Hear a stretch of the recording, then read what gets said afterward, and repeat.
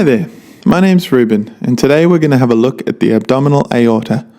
I'm going to quiz you as we move through so that you can learn it yourself. Here we have it.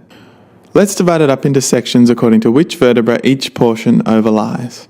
Right up the top, what do we have branching off?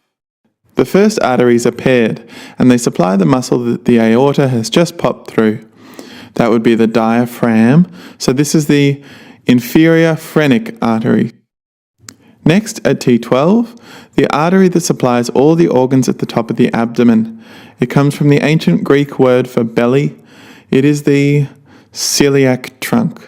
What three main arteries does it send off? One that follows a coiled path over the pancreas, the splenic artery. One which goes straight to the stomach, the left gastric artery. And one which runs to the liver, the common hepatic artery. Off the splenic artery, we have two main arteries that supply the stomach. The short gastric and left gastroepiploic arteries. Off the left gastric artery, we have branches to a structure that runs parallel to the aorta, then runs into the stomach. These are esophageal branches. From the common hepatic, we have three branches. 1, the proper hepatic. 2, the gastroduodenal, and 3, the right gastric. From the gastroduodenal, we have the right gastroepiploic and superior pancreatico-duodenal. The main branches of the abdominal aorta run down in the order CSI. C for celiac, S for superior mesenteric artery at the level of L1. First of all, it gives off arteries for the second section of the small intestine. These have few arcades and long vasorecta. They are the jejunal arteries. Next, with many arcades and short vasorecta, we have the ileal arteries. We then have one branch that goes up and finishes the work of the common hepatic. This is the inferior pancreatico-duodenal. Next, the first two parts of the large intestine are supplied. We have the middle colic and right colic arteries. The superior mesenteric artery is a loop, and the loop is completed by the arteries supplying the stuff in the lower right corner of the abdomen.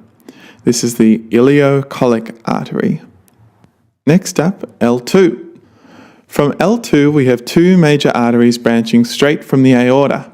First up, the renal arteries, which has the inferior suprarenal coming off it. The superior infrarenal comes off the inferior phrenic, just so you know. Next, we have the arteries to supply our testes and ovaries, the gonadal arteries. Okay, L3. This must be where our last criminal hops off. Remember CSI? This is the inferior mesenteric. It supplies everything in the lower abdomen that the superior mesenteric didn't. We've covered the right and middle colon, so here we have first the left colic artery. So what comes after the descending colon, which is the left side of the large intestine? The sigmoid colon, thus the sigmoid branches we've got here. Last but certainly not least, we have the end of the abdominal GIT covered. This is the superior rectal artery. At L4, I've included an artery that we see in 4 different pairs along the abdominal aorta. They run back on the bodies of the vertebrae behind that vessel. These are the lumbar arteries. They are paired arteries.